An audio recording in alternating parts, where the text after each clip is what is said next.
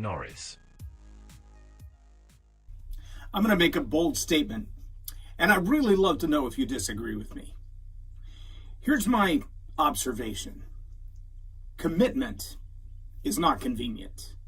Commitment is not convenient. That's what I want to talk about in this episode of Leading Leaders. Stay tuned. Subscribe now for our extensive video library of leadership lessons promoting faith, family, and freedom.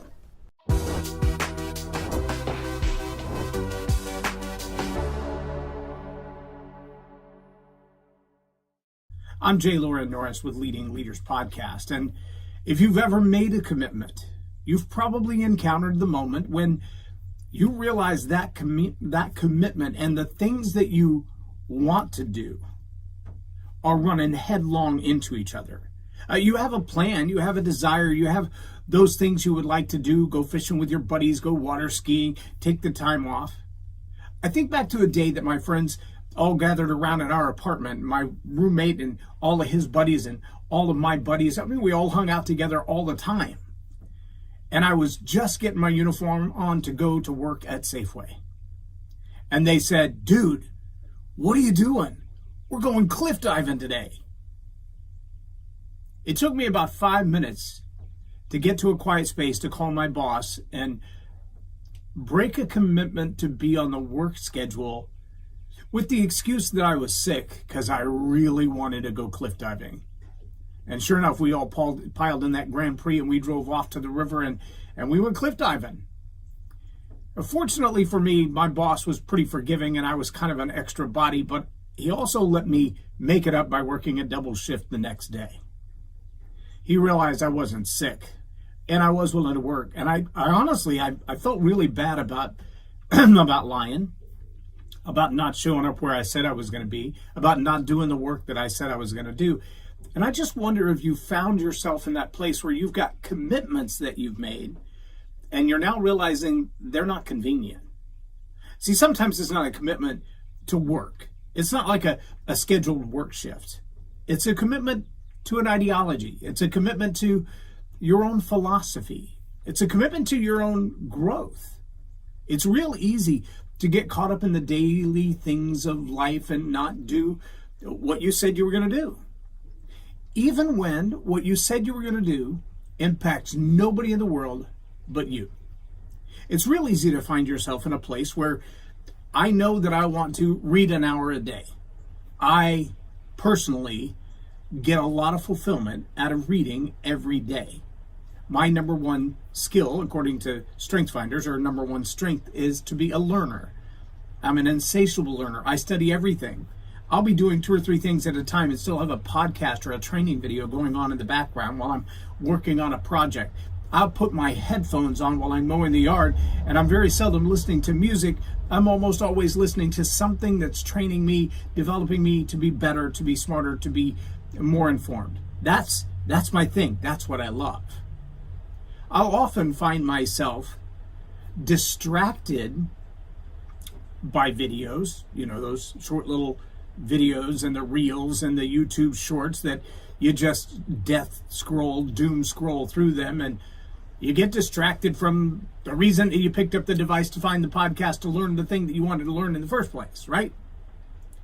Maybe I'm the only one that does that.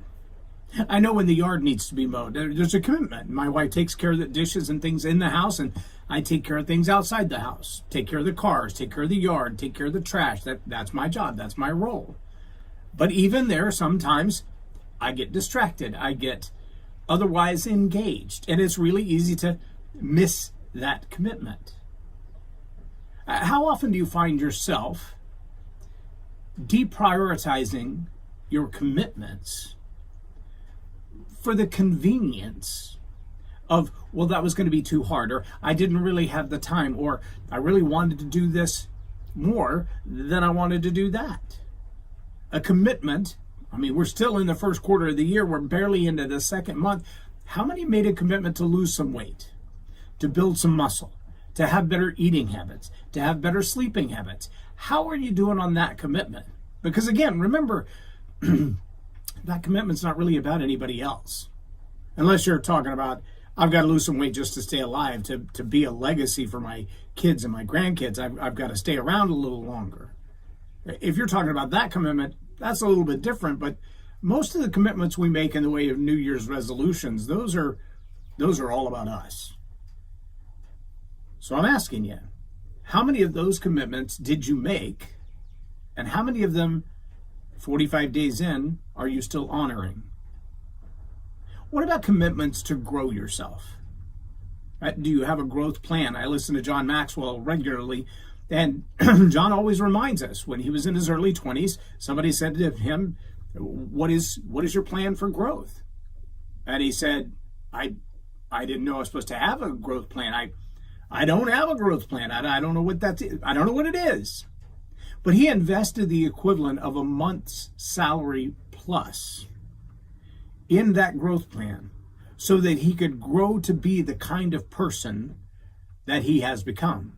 In his own words, that $799 package of growth material, when his annual salary was under $5,000, has paid off dividends, not just in his own growth and success, but in the 90 plus books that he's written, and the, I would guess, tens of millions, if not hundreds of millions of dollars that he's earned, and the hundreds of thousands, if not millions, maybe even tens of millions of people whose lives have been changed because John Maxwell got on a growth path to learn when he was in his 20s. Now, at some point, he made the commitment. Every day I will read, every day I will write, every day I will reflect, every day I will share. See, these are the processes that allow you to grow, but you've got to make a commitment to those things. And what happens when that commitment becomes inconvenient? We're about to roll out our mobile podcast unit. In fact, we've got a new podcast on the books. We're all but ready to flip the switch on this thing and really start putting it out there. And the new mobile podcast unit will be a part of that. Now, you may not recognize it because I've been doing Blackwall in the studio for the last several weeks, but I'm in the mobile studio right now. Today, we will install all the cameras and run all the cables and all that kind of stuff so that we'll be able to roll it out next week and start the recording of our first podcast. But today's show, I'm actually shooting in that mobile studio. It's raining a little bit, but aside from that, you shouldn't be able to hear a whole lot of outside noise. And I'm not wearing a lapel mic. I don't have any boom mics connected or anything. This is straight to the camera. So I think we've come a long way in getting it ready. The lighting is good. The sound is pretty good. But in order to be able to roll this out for that podcast, to be able to set up somewhere on the mobile stand stage, a mobile standing, to be able to roll out somewhere with this vehicle and do a podcast in a crowd. That was the original idea. That was the original commitment. And there have been many things, whether it's finances or it's time or it's other burdens, those tyranny of the urgent, those things that come up and you got to deal with them right now. And so we've put it on hold and done it some more and put it on hold and done it some more and advanced it a little bit and put it on hold and then done it some more. And I think in the next couple of weeks, we're actually going to have it on the road doing podcasts available on a regular basis. It's a commitment that we made 3 years ago. And it's taken time to get here. How many commitments do you have in your life that the attention, the resources, the time actually become an inconvenience to other things in life? Commitment is always going to be inconvenience. Try raising a toddler. Try committing to a new class schedule. My wife is currently taking 3 courses for her chaplaincy degree and her master's degree. And it takes a lot of time to get through those courses. In addition to that, she's a substitute teacher at the local high school. In addition to that, she does a lot of work for me. In addition to that, she also is the scheduler for a television network. So she stays very, very busy in what she's doing. And all of those things take time away from the commitment to finish an online course. They take a time away from commitment to me as my wife. They take time away from commitment to our kids and our grandkids. In this last weekend, we've spent time with 7 of our grandkids in one weekend. It's awesome to get to spend time with them, to see them, but see, you don't drop in for 5 minutes or 20 minutes to spend time with them. That's an hours-long commitment. So whatever else you add on your schedule, you got to block that out. You got to block time for the things that are important to you. If I looked at your calendar right now, would I see a repeat of the things that you say are important to you? I mean, I'm sure your client list or your work schedule or maybe your school schedule or your church schedule, they show up on there, right? On your calendar. But do I see that time that you committed to go to the gym, to read a book, to write a book? The things that you say are important to you, are they blocked off on your calendar? Because commitment is almost never convenient. It's almost always inconvenient. It demands time, talent, treasure, and attention. Every commitment you make is going to demand all of those. Time, it's going to demand that you commit time to that thing you committed to, that you block off that time, that you reserve that time, that you remain undistracted during that time to the best of your ability. It's going to require your talent. If your talent and your commitments don't line up, you're not going to perform at your commitment nearly to the level that you want. Now, if that commitment is to improve the skill set that build upon your talent, then good on you. Keep at it, even when it's horrible. Even when you try it the first time and you're like, there is no way I'm going to be good at this. Stay committed to it and keep doing it. Time, talent, treasure. Oh my gosh, how many commitments have you made that require an investment? You know, one of the things that I tell people when they hire on as a coaching client of mine, it's actually in the contract. And I learned this from one of my coaches that I've spent a lot of money with and a lot of time with. She said when we first started the engagement, she said, I just want you to know, I have people in the past who have asked for a refund because they didn't get the results that they wanted. But when we did an assessment of the progress they wanted to make against the progress they've actually made, what we found is I had done all my part, they hadn't done their part. I gave them the homework, provided them the resources, gave them the coaching they needed, but they didn't act on what I told them to do. And the result of that was no results in the direction they wanted. They didn't act on the commitment they made, and now they want me to give the money back for the results they didn't get. That's a bit of a challenge. So she wrote it into her contract, and it's now in my coaching contract as well. Understand that coaching is much like a gym membership. There's a flat fee to belong. That flat fee does not guarantee results. I could have a membership to every gym in the world, have a gym in every small town and giant city anywhere in the world, have access to go in and pump some iron, jump in a class, do some martial arts, do some push-ups, hit the sauna, take a shower. I could have a membership that gives me access to all of that. And if I never go, not one of those gyms will offer my money back. None of them. In fact, many gyms that I've belonged to have a stipulation in their contract that the only way you get out of that contract is if you move more than 75 miles away from the gym. In fact, when we moved from the DFW area to the small town we're in now, that was one of the stipulations. We left the gym we were at up there, EOS, and we sent them our new address and a copy of our electric bill. And they were like, yep, obviously that's way too far to drive to go to our gym, and we don't have one in that market, and they let us out of the contract. But little gyms like a Planet Fitness, I mean, they're everywhere. We have one in our little town here. If you're a member of that gym and you pay them every month, do you think they give your money back if you don't get results? No. Do you think they give your money back if you just don't come? No. Now, if you injure yourself and you got to take a month off or a couple of months off, you can suspend the payment. But the treasure that you're going to invest in that commitment, if you've made that commitment to yourself to get in the gym, and you've made a commitment to them to sign the contract, to become a member, to pay monthly, I promise you, they are not going to give your money back. The treasure you've invested in your bodybuilding, the treasure you've invested in your coach, that money's not coming back. It's invested, it's spent, it's wasted, it's gone. And the difference between invested, spent, wasted, and gone is your level of commitment. And just like the coach at the gym, the bodybuilding coach, your leadership coach, your communications coach, your commitment is an investment, and it's probably not going to be convenient. Commitment is inconvenient. Time, talent, treasure. Here's the hardest one. Attention.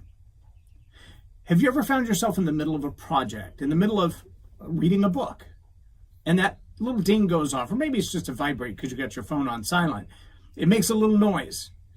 You mark your place in the book. Maybe you put your finger on the word that you're reading, and then you look over to the phone or the computer or the TV. And minutes later, you realize, I'm completely distracted. I have no idea why my finger's at this spot in the book. And so you just close the book and you move on with what you're doing. And do you ever get back to that? Or have you ever found yourself reading and you're actually just reading the same lines over and over again? Or maybe you're listening to a podcast and you've rewound this one spot 4 or 5 times. And if you're not taking notes, you've even forgotten what they were talking about. I know personally, I get so distracted sometimes. I'll be watching a TV show with my wife, and a commercial break will come on. I'll get up, go to the restroom, make a cup of coffee, whatever else, come back and sit down. I don't always verbalize it. In fact, I seldom verbalize it because it makes me feel like I'm a little senile, but I know that's not the case. I'll think to myself, I don't even remember what we were watching. I wasn't really paying attention to it while I was supposed to be engaged in it, or while I was feigning my engagement in it, like a student in a classroom. They're not really deeply engaged. You don't really have their attention sometimes. And so that time, that talent, that treasure, that attention that's required to get the best results of your commitment, if you're not behind those full force, if you're not really engaging in those, all of those resources will be wasted. And those are the natural resources you never get back. Time, talent, treasure, and attention. Now, treasure you can reproduce. You can replace your treasure. You can earn more money. You can sell some things. If you have to, you can cut back on your budget. You can manage treasure a little bit, but your attention, not so much. Your talent, well, that's yours. Nobody can give it to you. Nobody can take it from you. And time, it only flows in one direction. I mean, unless you're in the multiverse or a black hole. Generally speaking, time is linear. It flows in one direction for most people's lives. And so you can't really get that back either. Once it's spent, invested, or wasted, it's gone. As a leader, you've got to be committed to your commitments. Not only when, but especially when that commitment is inconvenient. When you find yourself in the place where you're thinking, I don't know if I can actually pull this off. Let me put it on pause for a minute and go do something else. Ask yourself, will I ever get back to it? Will I have the same level of enthusiasm and encouragement to get it done as I have right this minute? And if I'm committed to raising that kid, writing that book, reading that book, studying that course, finishing that class so that I can take the exam, am I committed to that enough that I will put it on my calendar and actually honor the time that I blocked out for it? Can I find myself doing that thing that I said I was going to do, even when I don't feel like it? Even when everything else in the world is begging for my attention? Even when the financial commitment to pull it off is a strain? I mean, I really wanted to go to the big game. I really wanted to go to the beach. I really wanted to take that vacation. I really wanted to buy that new car. But I signed up for this class and I have to pay for this class. I signed up with this coach and I have to pay this coach. When you come to the place where you've got to decide between the things that you want and the things you've committed to, do you have the integrity to stick to the things you committed to? Or will you find yourself walking away from what you committed to and pursuing the things that you want? That's a leadership issue. It's a self-leadership issue. Because just like your push-ups, nobody can do them for you. I tested that theory in public one day. I had an opportunity to speak to leadership, business leaders in Brazil. And while I was there, my interpreter was a young, strapping, strong, 6'2", 6'3" young man. Very good-looking guy. Great interpreter, great translator, just an all-around great guy. And when we walked to the front of the room, he and I had kind of planned it out. I said, the first thing we want to do, the minute we get up there, I'm not even going to say my name. I'm going to say, you know what, I forgot to do my push-ups today. We're going to do those. And so we walked up there, and I said that, and he said that, and I said, why don't you join me? And he dropped down. We were feet to feet doing our push-ups. And we were doing push-ups together, and I was counting. And so I said 1, and we did 1, and 2, and 3, and by the time we got to 5, I was slowing down and kind of looking over my shoulder and still counting, and he was still doing push-ups, and I was going very slowly. 6, 7, 8, 9, 10. By the time we got to 10, everybody else was standing up in their chairs looking and going, he's still counting and you're still doing push-ups. And you could hear the murmur. And then at one point I just laid down and put my elbow under my head and I kept counting and he kept doing push-ups. And by the time we got to 15, the whole room was in an uproar. They're thinking, why is he counting and you're doing the push-ups? That's not fair. That's not right. And we stood up and I gave him a big hug and we high-fived and we laughed and we turned to the crowd and I said, you need to understand this. For the progress to happen in your life, you cannot ask someone else to do your push-ups. If you want results in your life, you have to do the push-ups. I don't care how many push-ups my best friends do. I don't care how many push-ups the people on my team do. I don't care how many push-ups are done by the people in my organization. I will still be flabby if I'm not doing the push-ups myself. If I want the results, I've got to do the push-ups. If I want the results, I've got to perform according to the commitment. If I want the results, I have to do the work. And that's true for you as well. You will not get results if you are not firm on your commitments, if you have not made time for your commitments, if you're not investing your time, your talent, your treasure, and your attention in those things that you said you're committed to. Let me ask you this question, though. Have you ever committed to something because someone else pressured you to commit to it, and you realized maybe a little bit of time committed, a little bit of effort committed, a little bit of treasure committed, a little bit of attention committed, that you didn't really want to do this in the first place? There's a great book by John Maxwell. I think it's probably 10 years old at this point. It's called Put Your Dream to the Test. And the very first question he asks in the book is that your dream? Wow, what a great question. Is that your dream? How many times have you begun the pursuit of a commitment only to realize I'm committed to something I don't really care about? I've signed a contract to do this thing, or I've made an investment to do this thing, or I've given up my time to do this thing, and I don't even like this thing. In fact, if I keep doing this activity, this investment, this commitment for months and months and months and thousands of dollars committed, at the end, I will not be happy with the results. Part of your responsibility as a leader with integrity is to not get committed to things that are not going to drive the results that you want. Don't commit yourself to things that are not going to have the impact that you need to have, that are not going to lead your organization forward, which sometimes means you've got to be clear. I believe it was John Townsend that said, you've got to have necessary endings. You've got to reach a place where you're like, sorry, I know I committed to this. What do I have to do to make you whole? What do I have to do to make this right? But I cannot continue to invest my time, talent, treasure, and attention into this commitment because what I've invested so far, it's obvious to me, I'm not going to see the results that I desire. And the results that will come from this are not something that I want. I'm not willing to continue the inconvenient sacrifices necessary for these results because the results are not a payoff for my investment. That's a hard thing to do in a relationship. It's hard to maintain relationships when you've broken a commitment. But sometimes the strongest commitment you've got to make is to yourself and to your heirs, to yourself and to your family, whether it's your spouse, your kids, whoever it is. Those people are coming behind you and they're counting on you to be you. It's easy to get overcommitted to a hobby. It's easy to get overcommitted to a job. It's easy to get overcommitted in relationships that have no fruit. Trust me, when my wife and I met, she worked for the East Texas Crisis Center for battered and abused women and children. And the number of times as I went through the same training, the volunteer training, to help these women and children in crisis, as we went through that process, the number of times that we would see people who were committed to a relationship that had no hope of being a good relationship. She would accept his apologies and he would come back and he would buy her flowers and he would beat her again. He'd go to jail, she'd file a restraining order, he'd come begging back, she'd release the restraining order and he'd beat her again. There's actually a great poem, you can go find it. Just search, "He Bought Me Flowers" or "Today He Bought Me Flowers," and read that poem about domestic assault. It's eye-opening.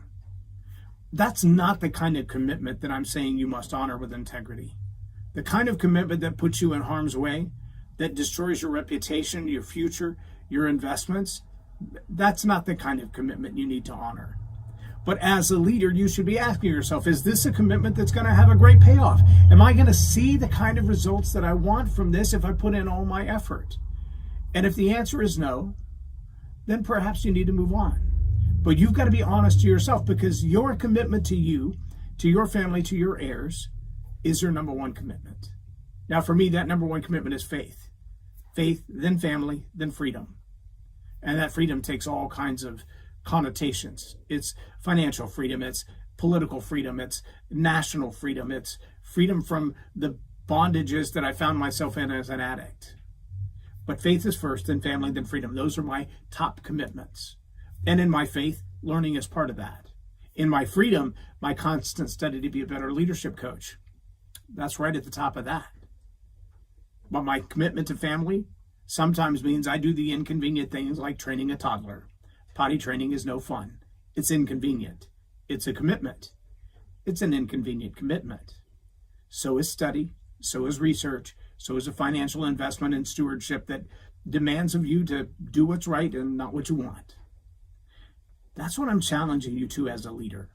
The kind of commitment that recognizes there's going to be some sacrifices, and commitment is going to be inconvenient, but it's got a huge payoff in the end. The commitment that's worth it is life-changing. Commit to those things. See if they're on your calendar. See if they show up in your bank account. If they do, then you know you've honored that commitment and you're investing where you should be. I hope you'll do that. And I hope you'll take the time to encourage people around you to do the same. Commitment, not always convenient. In fact, most of the time it's inconvenient, but it's worth it. I'm J Loren Norris with Leading Leaders Podcast for Tell It Like It Is TV. Have a blessed day. Subscribe now for our extensive video library of leadership lessons promoting faith, family, and freedom. I encourage you to go to storypoweracademy.com and check it out. Look at the different classes, the different levels, the different things that are available. You can take a lot of them a la carte.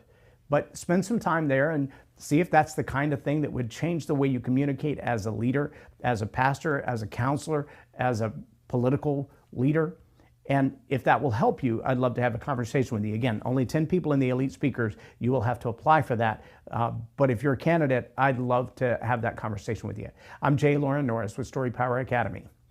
I look forward to seeing you inside.